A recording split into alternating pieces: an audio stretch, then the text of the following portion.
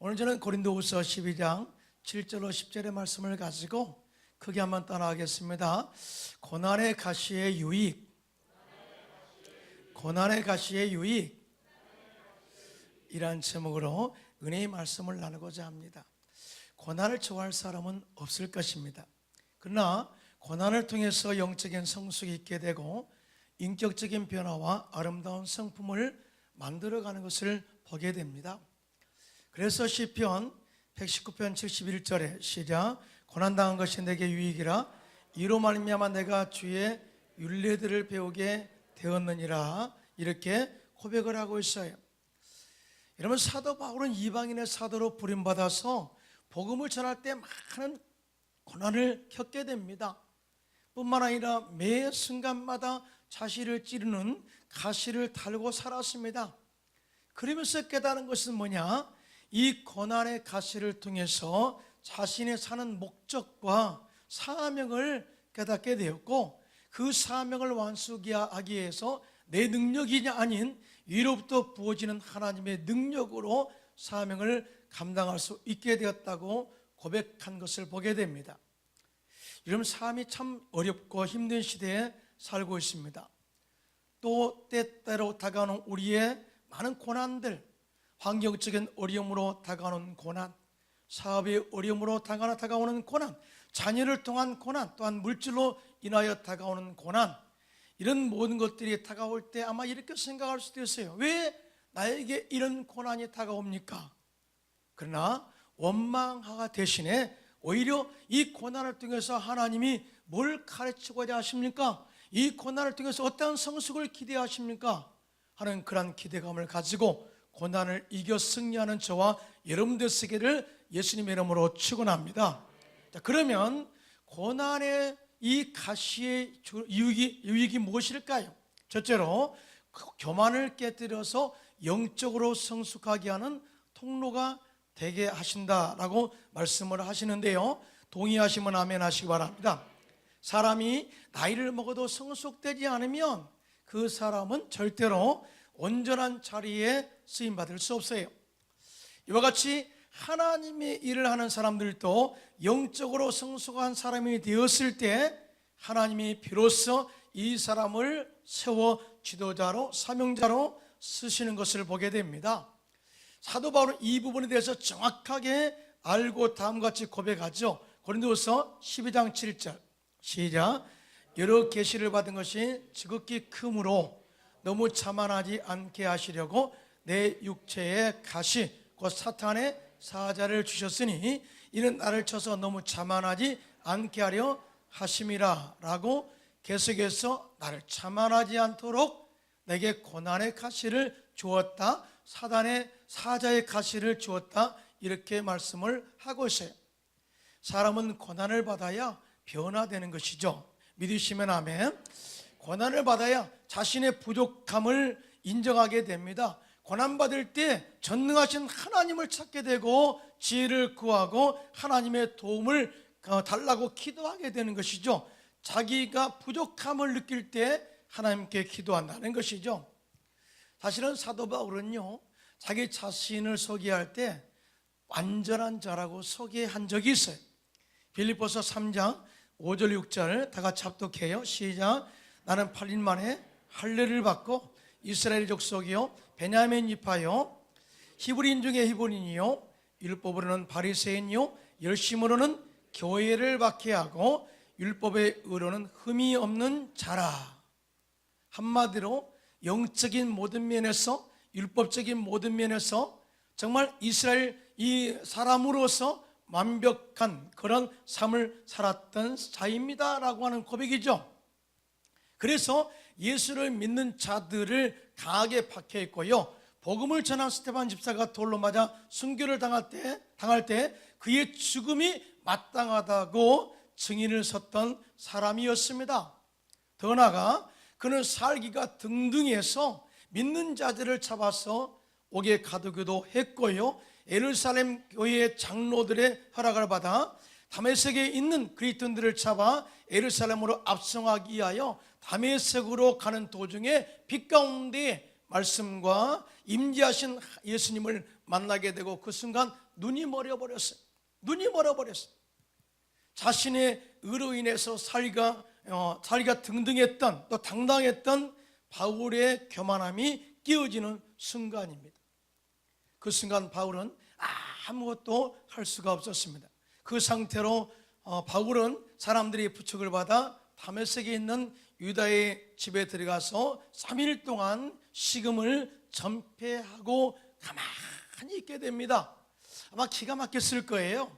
자신의 모든 일이 허망했을 것입니다. 그때 주님께서 제자 아나니아를 바울에게 보내어서 안수기도 할 때 바울의 눈에서 비늘 같은 것이 벗겨지고 눈을 뜨게 되는데요, 여기서 비늘이 벗겨지는 행위는 영적인 눈이 떠지는 현상이, 세상의 지혜나 세상의 지식으로 가득 찼을 때는 눈에 캄캄해서 비늘 같은 것이 끼어서 영적인 것들을 하나도 볼 수 없었고 하나님의 음성도 들려오지 않았지만, 아나니아의 기도를 통해서 눈에 비늘 같은 것이 벗겨짐으로, 세상의 지식이 벗겨짐으로 하나님의 영의 눈을 뜨게 하심으로 하나님이 보이기 시작한 것이죠. 하나님의 말씀이 들려오기 시작한 것이죠. 이런 고난의 과정을 통해서 바울은 겸손하게 변화된 영성을 가지고 이방인의 사도로 거기에 쓰임받게 된 것을 보게 됩니다. 여러분, 이런 관점에서 보면 사도 바울에게 있어서 고난에 가시는 그를 성숙하기 위한 영적인 은혜를 체험하기 위한 하나의 통로임을 고백하고 있다는 것이죠. 믿으시면 아멘. 여러분, 출애굽의 지도자 모세도 40년 광야 생활의 고난을 통해서 어린 시절부터 애굽에서 배웠던 세상의 지식, 그 다음에 학문, 철학, 사상, 문화, 군사훈련 등을 다 내려놓게 했어요. 그리고 온유한 사람으로 변화되어서 하나님의 이 백성들이 이끌어낼 지도자로 세워 쓰임받게 된 것을 보게 됩니다. 사람은 아무렇게나 쓰임받는 것이 아니라 정말 지도자의 영성으로 겸비되었을 때, 정말 지도자로서의 자격을 갖출 수 있는 인격이 되었을 때 쓰신다는 것을 보게 돼요. 여러분, 지도자는 온유한 성품을 가져야 되는데요, 성경에 보면은 민수기 12장 3절에 시작, 이 사람 모세는 온유함이 지면의 모든 사람보다 더하더라 라고 이렇게 모세의 인품과 성품에 대해서 칭찬을 했어요. 여러분, 온유란 말은요, 길들여진 성품을 말하는데요, 마치 야생마가 길들여져서 주인의 말에 순종하는 것을 말하는 거예요. 그러니까 하나님이 지도자로 쓰실 때 야생마처럼 길이길이 뛰는 모세를 어떻게 사용할 수가 있겠어요? 그래서 40년 동안 미디안 광야에서 아무것도 못하게 합니다. 그래서 양이나 치고 침묵하고 오직 자신의 모든 삶 가운데 지난 과거를 되돌리면서 정말 자신의 부족함을 깨닫게 하는 그 순간 과정이 40년 광야의 이 고난의 시간들이 있다, 그 말이죠.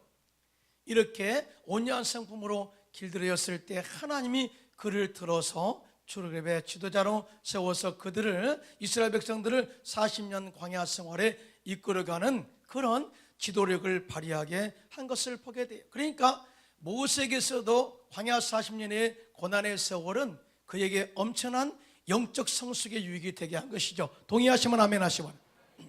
여러분, 다윗 역시 하나님의 백성을 이끌어갈 성숙한 지도자로 만드시기 위해서 하나님께서 가시를 예비해 두셔서 찌르게 합니다. 먼저는 사울이라는 가시를 준비해 두시고 매 순간마다 찌르고 고난을 겪게 합니다. 그러면서 자신의 교만함이 깨지죠. 뿐만 아니라 골리앗을 물리치고 이겼던 그런 자만함을 다 내려놓게 됩니다. 그리고 오직 하나님만을 의지하고 하나님의 도우심을 구하는 겸손한 사람으로 만들어가는 것을 보게 됩니다. 뿐만 아니라 그가 왕이 되었을 때 그의 아들 압살롬의 반역이 가시가 되어서 그의 마음과 그의 삶을 찌릅니다. 그는 정말 아들로부터 도망다니는 신세가 되기도 하죠. 이런 과정을 통해서 자신의 자만함이 끼어지고 자신의 연약함을 고백하고 오직 하나님을 의지하고 오직 주님의 능력으로 살아가는 것을 배우는 신앙의 성숙을 경험하게 되죠. 그리고 고백합니다. 오직 하나님은 나의 힘이 되십니다. 할렐루야. 이에 대해서 시편 18편 1절로 3절입니다. 시작. 나의 힘이신 야훼여 내가 주를 사랑하나이다. 야훼는 나의 반석이시오 나의 요새시오 나를 건지시는 이시오 나의 하나님이시오 내가 그 안에 피할 나의 바위시오 나의 방패시오 나의 구원의 뿌리시오 나의 산성이시로다. 내가 찬송받으실 야훼께 아뢰리니 내 원수들에게서 구원을 얻으리로다. 아멘. 하나님은요 교만한 자를 데려가시고 겸손한 자에게 은혜를 주십니다. 크게 아멘 할까요? 뿐만 아니라 영적으로 성숙한 사람들을 들어서 사용하시는 하나님의 은혜를 보게 되죠. 여러분, 겸손한 자는 자아가 깨진 사람이에요. 자아가 깨진 사람은 남을 인정할 수 있는 사람입니다. 자아가 깨져 남을 인정할 수 있는 사람은 다른 동료를 용납하고 함께 동행할 수 있는 마음의 자세를 갖춘 자예요. 자아가 깨진 사람은 성숙한 사람이고요, 이런 사람을 하나님께서 들어 사용하신다는 것을 절대 믿게 되시기를 예수님의 이름으로 축원합니다. 제가 헝가리에서 선교사로, 현지인 선교사로 사역할 때 매주 수요일마다 한 주는 동부역에 가서 복음을 전하고 다른 주는 서부역에서 복음을 전하는 그런 사역을 기쁘게 감당했어요. 하루는 서부역에서 기쁘고 정말 행복하게 복음을 전하고 많은 사람들이 주께로 돌아왔어요. 너무나 행복했습니다. 야, 하나님이 나와 함께 하셔서 엄청난 역사를 이루었다. 감격하며 모든 장비를 다 거둬들인 후 정리하는 그 순간에 우리들의 사역을 지켜보고 있던 한 청년이 우리들에게 욕설을 퍼붓습니다.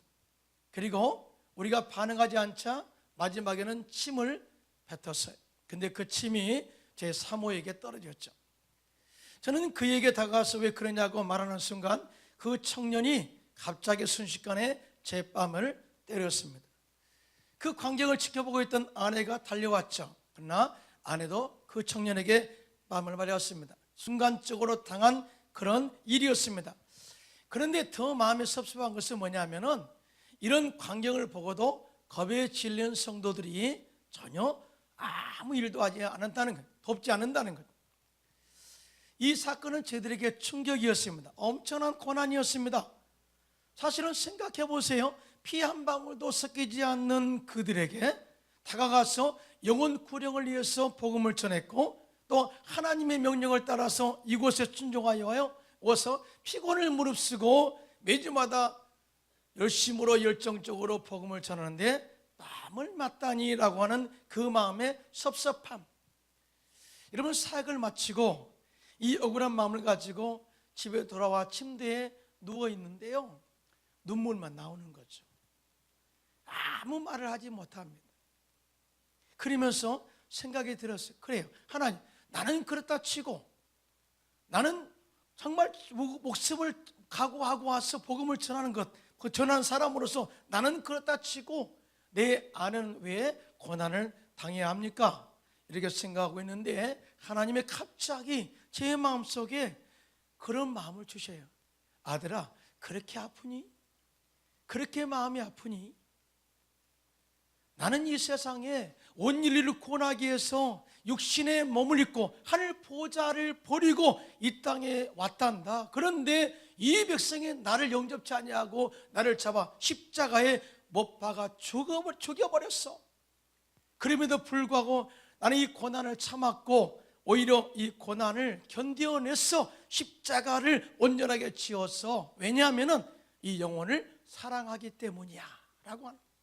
그리고 장차 많은 영혼들이 내가 죽어 부활하심으로 말미암아 믿는 자들이 구원받는 것을 생각하면 기쁨이 있어서 이 고난을 참아낸 거야 라고 하는 마음을 주셨어요. 정말 부끄러웠습니다. 그리고 많이 얘기했습니다. 그리고 깨달은 게 뭐냐, 우리가 복음을 전해서 많은 사람들이 구원받아 주께 돌아오는 것도 중요하지만은 한 영혼을 정말 귀중하게 생각하면서 사랑하는 마음으로 복음을 전하여 그 영혼이 예수를 때의 사랑을 믿고 사랑의 은혜를 체험하고 예수를 믿어 돌아온다면 그 생명이야말로 귀중한 존재임을 깨닫게 하셨어요. 믿으시면 아멘. 그 순간요, 제 마음이 너무나 밝아졌어요. 고난이 감사합니다. 결국은 제 마음을 변화시키려고 내가 선교사로서 교만하지 않고 겸손하게 복음을 전할 수 있도록 저를 이렇게 바꾸시는 도구로 이 고난의 이 과정을 겪게 하셨군요 하고 회개했고요. 그때부터 담대하게 복음을 전했고요. 그러자 하나님께서 저를 도울 동력자들을 많이 보내주셨어요. 그리고 함께 그들과 복음을 전하면서 교회가 붕대였고 보다페트 순복음교회가 붕대는 역사를 경험하게 되었습니다. 할렐루야. 하나님은 살아계십니다. 여러분, 고난의 가시는 삶을 포기하라고 하는 것이 아닙니다. 고난의 가시는 우리를 성숙하게 하는 축복의 통로가 된 줄로 믿습니다. 격렬한 태풍은 큰 파도를 일으켜서 물고기들에게 산소를 공급하고 좋은 먹이를 공급하는 그런 기회가 되는 것이죠. 그러므로 지금 여러분들에게 다가온 고난의 가시가 있다면 그 가시가 여러분의 교만과 자만을 깨트려 영적으로 성숙하게 하여 하나님께 쓰임받는 그런 기회가 되시기를 믿고 감사하시기를 예수님의 이름으로 축원합니다. 둘째로, 고난의 가시가 주는 유익은 약한 나에게 하나님의 능력이 나타나게 하는 통로가 되신다. 여러분 믿으시면 아멘. 오늘 보면 고린도서 12장 9절로 10절입니다. 시작. 나에게 이르시기를 내 은혜가 내게 족하도다. 이는 내 능력이 약한 데서 온전하여짐이라 하신지라. 그러므로 도리어 크게 기뻐함으로 나의 여러 약한 것들에 대하여 자랑하느니 이는 그리스도의 능력으로 내게 머물게 하려 함이라. 그러므로 내가 그리스도를 위하여 약한 것들과 능력과 궁핍과 박해와 권고를 기뻐하노니 이는 내가 약한 그때의 강함이라. 아멘. 여러분, 가시는 헬라어로 스콜로프라는 단어예요. 그런데 이 가시를 다르게 해석하기도 합니다. 십자가의 고난. 이 가시는 십자가의 고난이에요. 다시 말해서 가시 그 자체가 십자가를 지는 만큼 이 고통을 줄 수도 있다는 거죠. 사도 바울은 고난의 가시를 십자가의 고난처럼 받아들였어요. 자, 사실은 그런데 사도 바울에게 다가와서 그를 찌르고 있는 가시가 어떤 종류의 가시인지는 몰라요. 정확하게 그 가시를 말하지 않아요. 그래서 어떤 신학자들은 핍박이 사도 바울을 찌르는 가시였을 것이다 이렇게 추측을 하죠. 아니다. 어떤 신학자는 사도 바울에게는 눈병이 있어서 안질병일 것이다, 육체적 질병이었을 것이다 이렇게 추측을 하기도 합니다. 그런데 이 가시의 종류가 중요한 것이 아니라 이 가시로 인하여 사도 바울의 사역에 엄청난 괴로움과 고통을 주었다는 것은 사실이에요. 십자가의 고난을 겪은 만큼 고난스러웠다는 것은 사실입니다. 그래서 사도 바울은 이 고난의 가시를 제거해달라고 간절하게 3번이나 하나님께 기도했습니다. 자, 그러면 응답이 와야 되잖아요. 그런데 하나님의 응답은 이렇습니다. 가시를 제거해 주지 않고 나의 은혜가, 하나님 말씀하시기를 나의 은혜가 너에게 족하도다. 이는 나의 능력이 너의 약한 데서 온전하여짐이라 라고 이렇게 응답의 메시지를 주어요. 무슨 말이냐면은 네가 강하면 나는 너를 들어 사용하지 않아. 네가 약하고 부족함을 고백하면, 하나님께 기도하면 너희 안에 내 강함이 있어 너를 통하여 하나님의 강함을 나타내고 하나님의 영광을 드러내게 하겠다고 하는 하나님의 메시지입니다. 믿으시면 아멘. 자, 그래서 이 말을 듣고 사도 바울이 고백해요. 그래요, 나의 약함을 자랑합니다. 나의 약함을 기뻐합니다. 그 이유는 내가 약한 그때에 하나님의 능력이 나에게 나타나게 되고 내가 그리스도를 위하여 능력과 궁핍과 박해를 받고 공감으로 약할 때 하나님의 도우심과 이루하심이 다시 우리에게 임하게 될 것이고 하나님의 능력으로만이 나는 일어서서 사명을 감당할 수 있습니다 하는 고백입니다. 할렐루야. 여러분 크게 아멘 합시다. 자신의 강함을 자랑하다가 넘어진 사람이 있죠. 성경에 보니까 사울 왕입니다.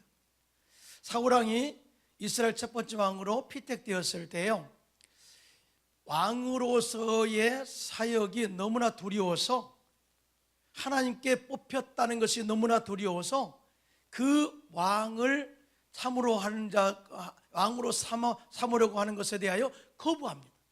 그래서 사람들을 피하여 짐 사이에 숨었다고 그랬습니다. 이런 사람을 데려다가 기름 부어서 왕으로 세웠어요. 그러니까 처음에 사울왕은 아주 겸손했습니다. 하나님이 이렇게 연약한 사울을 들어서 하나님이 함께 하심으로 블레셋과의 전쟁에서 대승리를 거두게 하시고 이웃 적들과의 전쟁에서 대승리를 거두게 했습니다. 이와 같이 사울은 초창기에 하나님께 함께 하신 능력으로 살았던 사람이었다는 거죠. 그런데 세월이 가면서 그가 교만해집니다. 그리고 내 힘으로 할 수 있어 라고 하나님의 명을 거부합니다. 선지자의 말을 듣지 않습니다. 결국 하나님의 영이 거기에서 떠나죠.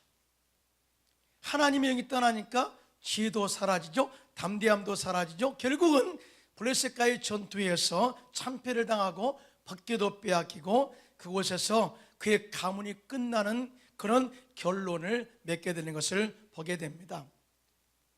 사랑하는 성도 여러분, 절대적으로 우리는 정말 겸손하고 약함을 자랑하고 하나님의 능력으로 살게 되시기를 예수님의 이름으로 축원합니다. 사도 바울은 이 약함의 은혜를 깨달은 자예요. 약함의 은혜. 하나님, 우리가 강하면 사용할 줄 알잖아요. 아니에요. 우리가 약해져야 된다니까요. 그래야 주님의 능력이 나타난다니까요. 크게 아멘 합시다. 예. 그래서 사도 바울은 고린도전서 1장 26절로 29절에 시작. 형제들아, 너희를 부르심을 보라.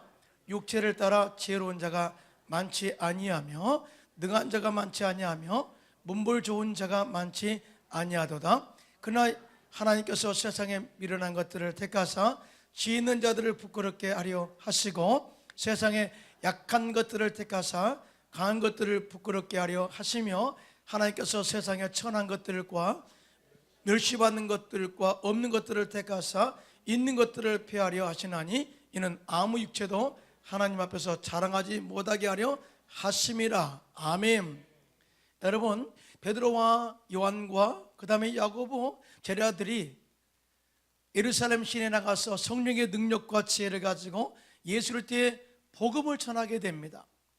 그럴 때 예루살렘에 있는 많은 유대인들이 무시하기를 저들이 갈릴리 사람들이 아니냐, 그런데 어떻게 저렇게 담대하게 복음을 전할 수 있니? 라고 놀라합니다.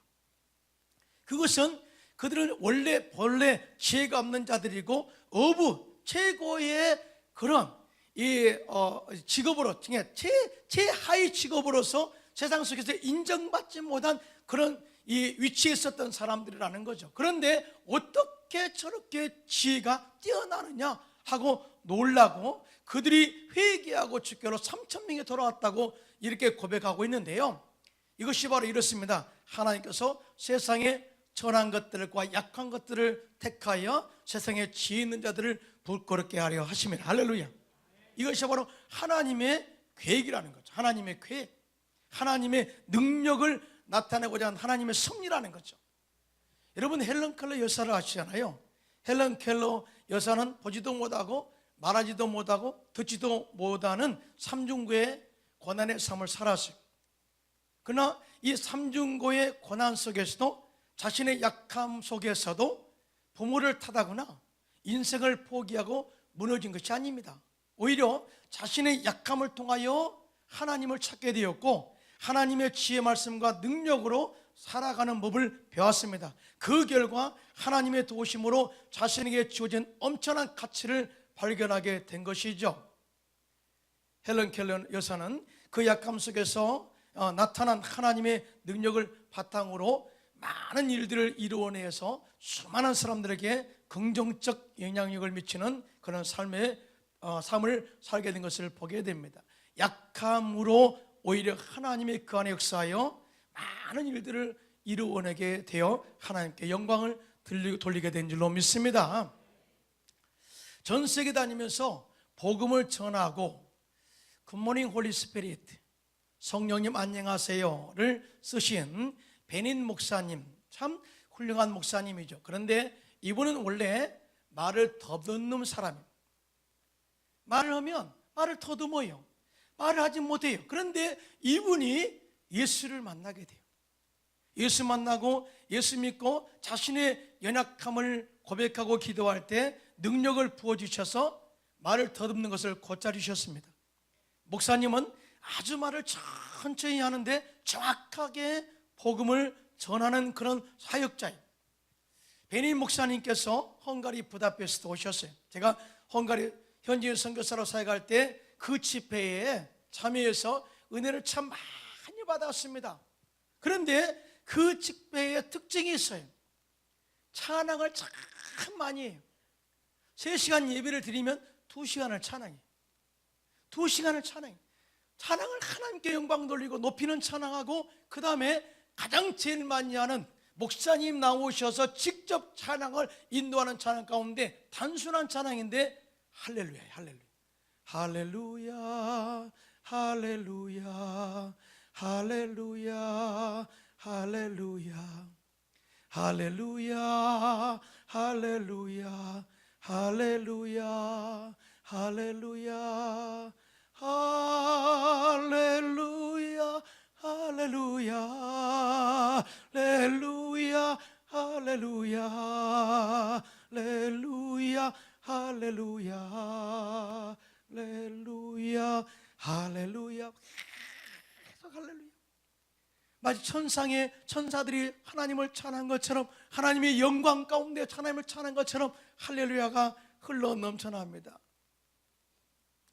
그분이 이 찬양이 끝난 다음에 기도하시다. 하나님, 나는 연약합니다. 나는 부족합니다. 하나님의 임재와 능력을 사모합니다. 주여, 위로부터 강력한 성령의 능력을 부어주시옵소서. 다 능력을 받은 이후에 이 성령의 강한 능력을 가지고 병자를 고치고, 거기 아멘 합시다. 귀신을 쫓아내고 성령의 능력으로 방언을 말하고 많은 사람들을 구원하는 역사를 일으키시고 모든 영광을 하나님께 돌렸습니다. 할렐루야. 얼마나 은혜가 되는지요. 연약하니까, 연약함을 고백하니까 하나님의 능력이 나타나서 이 모든 사역에 주관적으로 강력하게 사역하도록 주님이 그를 도구로 사용하셨다는 거죠. 할렐루야. 사도 바울은 고백합니다. 빌립보서 4장 13절에 시작. 내게 능력 주시는 자 안에서 내가 모든 것을 할 수 있느니라. 아멘. 이와 같이 세계를 영적으로 변화시키고 선한 영향을 미치는 사람들 중에 많은 사람들이 자신의 연약함을 가지고 있었습니다. 그래서 그들은 하나님을 의지할 수밖에 없었고 기도한 것이죠. 그 결과 그들은 하나님의 능력으로 장애와 연약함을 극복하고 위대한 역사를 이루는 그런 사역자로 쓰임받고 하나님께 영광을 돌렸습니다. 할렐루야. 이런 역사가 저와 여러분에게도 나타나기를 예수님의 이름으로 축원합니다. 예수님은 죄 없으신 분이에요. 그렇기 때문에 당신이 십자가의 고난을 당할 필요가 없었습니다.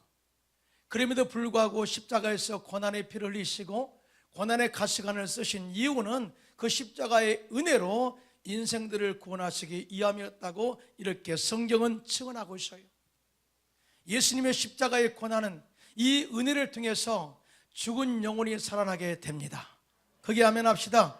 죄인이 변화되어서 용서받는 의인이 됩니다. 우리 생활의 저주가 끊어지고 아브라함이 복이 임하게 됩니다. 거기 아멘 합시다. 그리고 절대 절망에서 절대 희망의 삶으로 변화가 됩니다. 질병에서 치료함 받게 됩니다. 마귀의 종에서 하나님의 자녀로 변화됩니다. 그리고 영멸에서 영생의 삶으로 바뀌는 축복의 전환점이 된 줄로 믿습니다. 이와 같이 고난의 가시는 미래를 축복으로 바꾸는 인생의 삶의 터닝 포인트가 된다는 것이죠. 터닝 포인트. 여러분, 주님 만나면 이런 삶이 변화돼요. 할렐루야. 축복의 삶으로 변화될 줄 믿습니다. 그래서 시편 기자는 시편 119편 67절에 시작, 고난당하기 전에는 내가 그릇 행하였더니 이제는 주의 말씀을 지키나이다 라고 고백했습니다. 사랑하는 성도 여러분, 요즘 삶이 많이 힘들어요. 또 환경을 통해서, 자녀를 통해서, 물질을 통해서, 사업을 통해서 고난이 다가올 때가 있을 것입니다. 왜 내게 이런 고난이 다가와? 라고 불평대신에 오히려 이 고난의 가시가 나를 성숙하게 만든다 하고 감사하시기 바랍니다. 나의 영적으로 변화된 삶을 만들어 가신다라는 것을 믿고 감사하시기 바랍니다. 그리고 내가 연약했을 때 주님을 의리하고 의지할 때 주의 능력이 나에게 나타나서 하나님의 사명자로 또는 지도자로 하나님의 영광스러운 도구로 쓰임받게 된다는 것을 꼭 기억하시고 고난의 가시를 이겨내고 승리하는 저와 여러분 되시기를 예수님의 이름으로 축원합니다.